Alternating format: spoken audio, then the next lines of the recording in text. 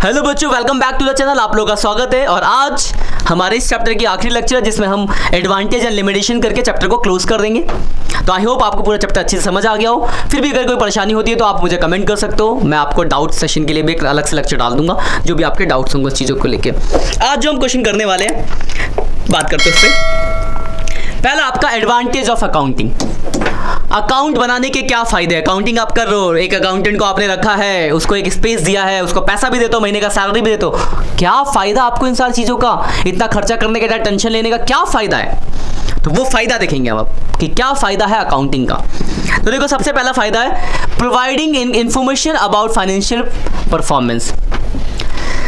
अगर आप अकाउंटिंग बना के रखते हो तो सबसे पहले आपको अपने बिजनेस के बारे में इंफॉर्मेशन होती है कि आपकी बिजनेस का क्या ग्रोथ है, कितना प्रॉफिट है, क्या लॉस है। देखो तो लिखा है accounting help in providing information about the financial performance that is net result of business activities and accounting period. बताइए कि अकाउंटिंग पीरियड में बिजनेस की क्या क्या एक्टिविटीज हुई है, कितना क्लोजिंग स्टॉक है, कितना प्रॉफिट, मतलब इंफॉर्मेशन अबाउट योर बिजनेस। आपको अपने बिजनेस की सारी इंफॉर्मेशन आपके पास होगी। तो फर्स्ट बेनिफिट तो ये हो गया। सेकेंड है, आगे बढ़ते हैं और बहुत सारे मैंने लिखे हैं यहाँ पे। सेकंड की बात करते हैं, बहुत आसान सा टॉपिक है, आराम समझ में आएगा आपको। Providing assistant to management. क्या मतलब है असिस्टिंग टू मैनेजमेंट का? मतलब मैनेजमेंट को हेल्प करना। देखो मैनेजमेंट कौन होता है? मैनेजमेंट का काम होता है डिसीजंस मेकिंग का, और डिसीजंस के लिए क्या चाहिए उसको? इन्फॉर्मेशन। और इन्फॉर्मेशन कब मिलेगी? जब आपने अकाउंटिंग बनाई होगी। जैसे एग्जांपल एक स्टोरी दे समझाता हूँ। सपोज करो मैनेजमेंट को एक डिसीजन लेना है आगे के लिए कि ऑर्डर दे या ना दे, तो उसके लिए तो ये पता होना चाहिए ना कि प्रोडक्ट की क्वांटिटी कितनी बिक रही है और कितना क्वांटिटी बचा हुआ है, एवरेज सेल क्या है। ये सारी चीज़ों को इवेल्युएट करने के बाद तो आप ऑर्डर देखो कि कितना ऑर्डर दे। तो ये सब इन्फॉर्मेशन कब होगी? जब आपने अकाउंटिंग बनाई होगी तो आप देख पाओगे कि इतना क्वांटिटी बचा हुआ है, महीने में इतना सेल होता है, तो हमें इतनी रिक्वायरमेंट होगी, इस हिसाब से हम ऑर्डर देंगे। तो वही ऐसे बहुत सारे काम होते हैं जहाँ पे डिसीजंस के लिए इन्फॉर्मेशन चाहिए होती है। और इन्फॉर्मेशन कौन देगा? Financial statement. तो अकाउंटिंग बनाने का ये फायदा होता है कि आप मैनेजमेंट को असिस्ट प्रोवाइड कर सकते हो। उनको जो भी इन्फॉर्मेशन चाहिए प्रोवाइड कर दोगे तो वो अच्छे से डिसीजंस ले पाएंगे, प्लानिंग कर पाएंगे, कंट्रोलिंग कर पाएंगे। तो मैनेजमेंट का बहुत सारे काम होते हैं। Clear word. अगला फैसिलिटी कंपैरेटिव स्टडी। एक फायदा अकाउंटिंग बनाने का ये भी होता है कि आप अपने आप को खुद से और किसी दूसरे फर्म से कंपेयर कर सकते हो। खुद से कंपेयर करना इंट्रा फर्म कंपेरिजन, और किसी दूसरे से इंटर फर्म। तो हम जब खुद को अपने पास्ट ईयर से कंपेयर करते हैं that is intra firm comparison, और जब हम खुद को किसी दूसरे से कंपेयर करते हैं दैट इज इंटर फर्म। देखो यहाँ लिखा है it facility intra firm comparison that is comparison of financial performance of an enterprise to और मोर अकाउंटिंग। मतलब खुद को हमने पिछले 2-4 साल से कंपेयर कर दिया इंट्रा फर्म, किसी दूसरे से किया अनदर इंटर फर्म। तो एक फायदा ये भी है कि आप कंपेयर कर सकते हो, अपने आप को कंपेयर करोगे तो एनालाइज करोगे तो इंप्रूव करोगे।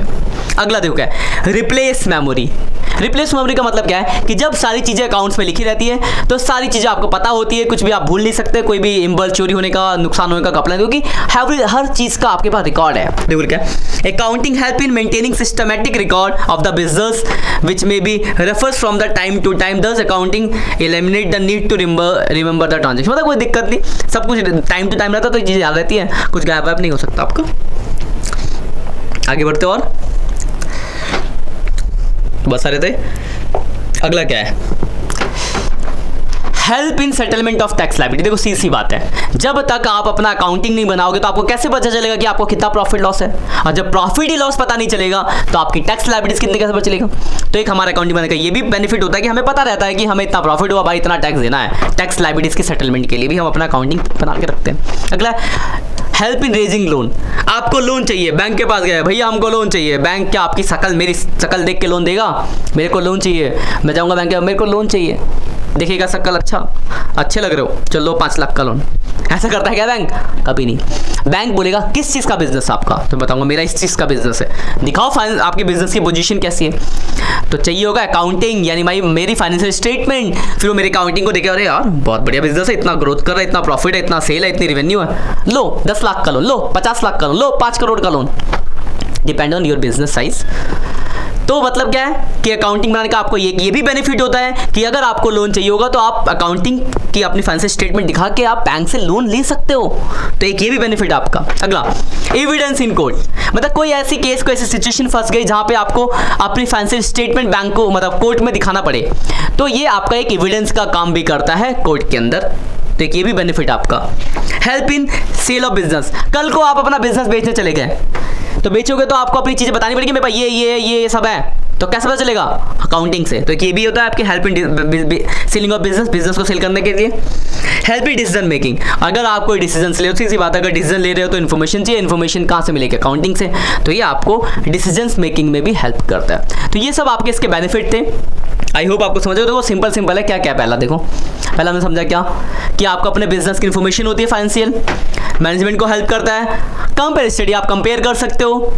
रिप्लेस मेमोरी, चीज़ों को याद कराता रहता है। सेटलमेंट, टैक्स लायबिलिटी सेटल कर सकते हो, फंड लोन ले सकते हो बैंक से, कोर्ट में एविडेंस का काम कर रहा है, सेल ऑफ बिजनेस और डिसीजन मेकिंग। ये सारे देखो 9 पॉइंट पे 9 नंबर का तो नहीं आएगा, 3 नंबर में आएगा। तो कोई भी आप 3 पॉइंट लिख के उसको एक्सप्लेन कर सकते हो। 3 नंबर में क्वेश्चन आता है एडवांटेज का। ऐसे 3 नंबर में लिमिटेशन का भी आता है, तो एक लिमिटेशन भी देख लेते हैं, क्योंकि हर चीज़ के अगर फायदे हैं तो कमियां भी है।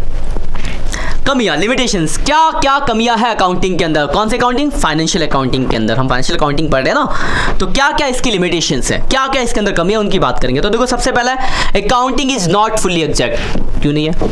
तो देखो अकाउंटिंग जो बनता है ना वो एविडेंस और वाउचर्स के बेस पे बनता है, रियल फैक्ट जानने नहीं जाते हैं। That's why it is not fully. जैसे मैं आपको एग्जांपल देता हूँ, सपोज करो मैंने अपने स्टाफ को बोला जाओ भाई साहब बाहर से ना कैलकुलेटर खरीद लेना, तो वो 200 का कैलकुलेटर खरीद के लाया और 250 का बिल बना के लाया। अकाउंटेंट को 250 का बिल मिला, उसने 250 लिख दिया। क्या अकाउंटेंट या मालिक जाएगा रियल फैक्ट देखने? गया एक वर्कर गया सामान के लिए, ट्रांसपोर्टेशन उसका 50 रुपये खर्च, उसने बोला सर 200 रुपये का खर्चा हुआ है, 200 रुपये का रिम्बर्स करा दिया। क्या रियल फैक्ट देखने जाएंगे? नहीं जाएंगे, सब छोटी छोटी चीज़ों के लिए।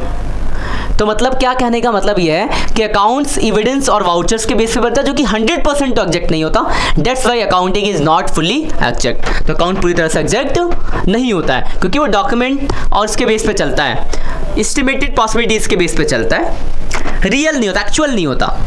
ठीक है, तो इसलिए बोलते हैं कि accounting is not fully exact, पूरी तरह से करेक्ट नहीं है। तो पहला तो ये हो गया कि कमी। दूसरी कमी देखो, accounting does not indicate the realisable value. देखो क्या होता है, अकाउंट हम आगे प्रिंसिपल पढ़ेंगे, वो कहता है historical cost principal, 3rd chapter में आएगा। मतलब अकाउंटिंग के लिए प्रिंसिपल ये है कि हम कोई भी एसेट्स अगर खरीदते हैं तो जिस वैल्यू पे खरीदा उस वैल्यू पे लिखेंगे और एक एस्टिमेटेड बेस पे डेप्रिसिएशन लगाएंगे। मार्केट वैल्यू के हिसाब से हम बार बार चीज़ों को चेंज नहीं करेंगे। मतलब हम बुक में बुक वैल्यू लिखते हैं, मार्केट वैल्यू नहीं लिखते। पर क्या ये सही है? तो बोल के नहीं सर, हमें तो मार्केट वैल्यू लिखनी चाहिए, क्योंकि जो मार्केट में वही हमारी वैल्यू होनी चाहिए, पर हमारी तो अलग है। तो ये गलत है, पर रूल यही है, तो ये कमी बन गई। तो ये क्या है कि ये प्राइस लेवल चेंज को शो नहीं करता, तो does not indicate the reliable value, reliable value को शो नहीं करता, क्योंकि ये कौन सी वैल्यू लेके चलता है? हिस्टोरिकल कॉस्ट लेके चलता है, हिस्टोरिकल कॉस्ट लेके चलता है। ठीक है, तो इसलिए ये पूरी तरह से एग्जैक्ट नहीं है। तो ये एक दूसरी कमी की रिलायबल वैल्यू। 230 का है। अगला है, जब वो हिस्टोरिकल कॉस्ट लेके चल रहा है, ओरिजिनल कॉस्ट लेके चल रहा है, तो वो प्राइस लेवल चेंज को शो नहीं कर रहा, तो लिखा इग्नोर द प्राइस लेवल। देखो अकाउंटिंग स्टेटमेंट और प्रिपेयर ऑन हिस्टोरिकल कॉस्ट, देखो हिस्टोरिकल कॉस्ट पे जाता है, ओरिजिनल कॉस्ट पे। However value of money is bounded to change from the time to time, as a result figure given the financial statement ignore the price level change. तो price level change को show नहीं कर रहे हैं। तीसरी ये कमी होगी। चौथा क्या है? Ignore the qualitative information.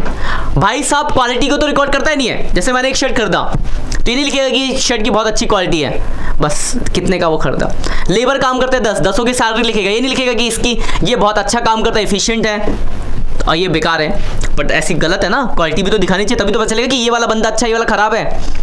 तो एक ये कमी है इसके अंदर फाइनेंशियल अकाउंटिंग के अंदर, is does not indicate the qualitative element. ये क्वालिटेटिव एलिमेंट्स को रिकॉर्ड नहीं करता, क्योंकि हमने डेफिनेशन में पढ़ा कि accounting only record monetary transaction, सिर्फ मनी के टर्म को लिखता है, क्वालिटी को नहीं। मैंने बेसिक स्टार्टिंग में बताया था। तो इसकी एक कमी है, तो ये चौथी कमी हो गई। अब पांचवी है affected by window dressing. What is window dressing? Window मतलब सफाई, ड्रेसिंग मतलब सफा चमका दो। विंडो मतलब खिड़की, विंडो सफाई करो यार। विंडो खिड़की चमकाना धोना ये नहीं है भाई साहब। विंडो ड्रेसिंग का मतलब होता है, मैं आपको एक स्टोरी सुनाता हूँ। आप कभी किसी नई जगह पे जाते हो, कोई घूमने गए सपोज, तो जब आप घूमने जाते हो ना, तो आपको क्या करते हो, कोई भूख लगती है कुछ खाना, तो आप देखते हो रेस्टोरेंट कौन सा बाहर से बढ़िया दिख रहा है, कि हमें तो पता नहीं कि कौन सा अच्छा है, कहाँ खाना अच्छा मिलता है, कहाँ खराब मिलता है। तो हम यही देख के चूज़ करते हैं कि जो बाहर से अच्छा दिखेगा वहाँ खाना अच्छा होगा। नॉर्मल जो ह्यूमन वो होता है साइकोलॉजी, हम यही करते हैं। तो देखते हैं कि अच्छा ये वाला अच्छा दिख रहा है, फिर हम घुसते अंदर, फिर खाते हैं और फिर उसको बहुत अच्छी गालियाँ देते हुए बाहर निकल जाते हैं। खाना खराब होता है तो गाली देते बाहर चले जाते हैं, यार क्या बनाया ये वो गाली, ठीक है ना। तो क्या था वो, आपको अट्रैक्ट करने के लिए उसने बाहर से तो बहुत बढ़िया बना रखा था पर अंदर से अलग था, अंदर से कुछ और ही था। दैट इज विंडो ड्रेसिंग, मतलब जितना आप हो उससे ज़्यादा खुद को रिप्रेजेंट करना। तो अकाउंट से भी ऐसा होता है, अकाउंटेंट आप ही का है, अकाउंटिंग वही बना रहा है, तो इस हिसाब से वो अपनी फाइनेंशियल स्टेटमेंट को बनाते हैं कि दिखने में आपका बिजनेस बहुत ही ब्रॉड बहुत अच्छा लगता है लेकिन अंदर से खोखला होता है। तो ये विंडो ड्रेसिंग से इफेक्टेड होता है। देखो अगर आपने न्यूज़ सुनी होगी, कोई बिजनेस एकदम से चमकता दिखता है और एकदम से गिर के डूब जाता है, तो वो क्या कर रहा होता है, लोगों को बेवकूफ़ बना रहे होते हैं, अपनी फाइनेंशियल स्टेटमेंट ऐसी दिखा रहे होते हैं कि आपके पास बहुत सही चल रहा है, लेकिन एक्चुअली मैंने जैसे एग्जांपल समझाता हूँ आपको। सपोज एक बंदा है, उसने एक दुकान खोली, ठीक है, और घर उधर से अपना घर बेचा और एक उसके बगल में एक और बड़ी दुकान खोल दी अपनी, फिर उधर से बैंक से लोन लिया और एक और तीसरी दुकान, चल नहीं रहा पर एक और तीसरी दुकान खोलती, फिर और एक जगह से उधार लिया, फिर चौथी दुकान खोल दी, वहाँ सब कंगाल हो रखा, इधर 4 दुकान खोल दी। तो सब लोग यार बहुत बिजनेस चलता है इसका, तो एक के बाद एक दुकान खुले जा रहा है। और एक दिन ऐसा है कि चारों पे शटर लग गया, तो वो लोगों को रिप्रेजेंट कर रहा था ऐसा कि मैं बहुत बड़ा हूँ, पर एक्चुअली वो अंदर से खोखला था, कर्जा में था। विंडो ड्रेसिंग है वो, रिप्रेजेंट खुद को ज़्यादा करना। तो अकाउंट से भी ऐसा होता है कि कुछ बिजनेस अपनी फाइनेंशियल स्टेटमेंट को इस हिसाब से रिप्रेजेंट करती है कि दिखने में वो बहुत बढ़िया लगता है बट एक्चुअल में वो ऐसा होता नहीं है। That is affected by the window dressing. तो ये सब अकाउंटिंग की कमी है। देखो ये 4 लेक्चर हो चुके हैं और ये आपका chapter first introduction to accounting खत्म होता है। तो आई होप आप लोगों को मेरे साथ मजा आया होगा पढ़ने में, और अगर मजा आया तो प्लीज़ वीडियो पे कमेंट कर दे, लोगों के साथ शेयर करें अपने दोस्तों के साथ, वो भी इस चीज़ों को पढ़ पाए। बाकी मिलते हैं नेक्स्ट लेक्चर में नेक्स्ट किसी चैप्टर के साथ। Bye bye.